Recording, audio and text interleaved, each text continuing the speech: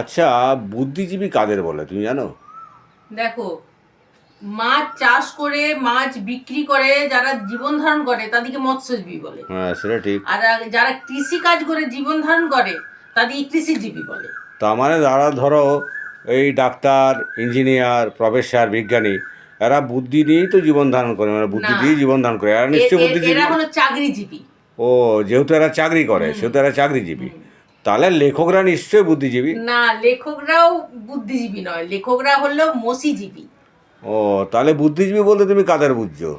দেখো, বুদ্ধিজীবী বলতে যে সরকারের আশ্রয়ে থাকবে, সরকারের হয়ে অন্যায় হলেও প্রতিবাদ করবে না, ওদের হয়েই কথা বলবে।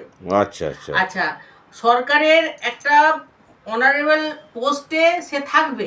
আচ্ছা আচ্ছা আচ্ছা ওদের 60-70 হাজার টাকা বেতন, ভাতা নেবে। বেতন তো হয় না, ভাতা নেবে। আচ্ছা আচ্ছা আচ্ছা আচ্ছা আচ্ছা আর মানে কোনো মানে ওনারই পোস্টে থেকে ভাতা নেবে। ভাতা নেবে।